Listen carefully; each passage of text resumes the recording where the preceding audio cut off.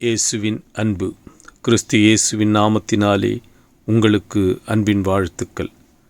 ஏசாயா 46 முரட்டு இருதயமுள்ளவர்களே, நீதிக்கு தூரமானவர்களே, எனக்கு செவிகொடுங்கள். அம்பிரியமானவர்களே, கர்த்தர் சொல்லுகிறார், நீங்கள் எனக்கு செவிகொடுங்கள். எதுவரைக்கும் உங்கள் மனவிருப்பத்தின்படி வாழ்ந்து எனக்கு விரோதமாய் செயல்படுவீர்கள்? நீங்கள் எனக்கு செவிகொடுங்கள் என்று கர்த்தர் இன்று உங்களை எச்சரிக்கிறார். வேதத்திலே ஒரு வசனம் உண்டு, அடிக்கடி தன் பிடரியை கடினப்படுத்துகிறவன் சகாயமின்றி சடுதியில் நாசமடைவான் என்று.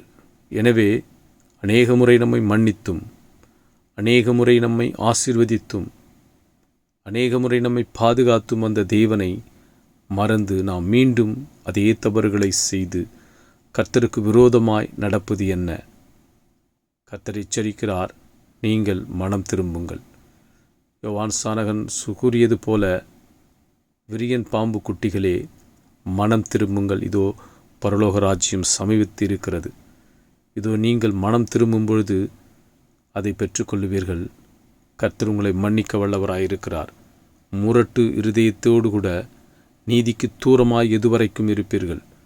நான் கர்த்தருடைய பிள்ளை, கர்த்தருடைய வழியில் நடக்கிறேன் என்று சொல்லிக்கொண்டு கர்த்தருடைய வேதத்தின்படி நடக்காமல், அவர் வார்த்தையை கேளாமல், தன் மன விருப்பத்தின்படியெல்லாம் இருக்கிற நீங்கள் இதோ கர்த்தருக்கு செவி கொடுங்கள்.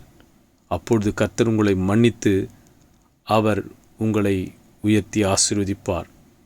முரட்டாட்டத்தோடு நீங்கள் மீண்டும் கடினப்படுத்தாதபடிக்கு இதோ கர்த்தரிடத்திலே மனம் திரும்புங்கள்.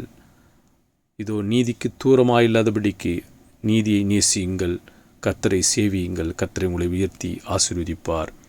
ஆமென்.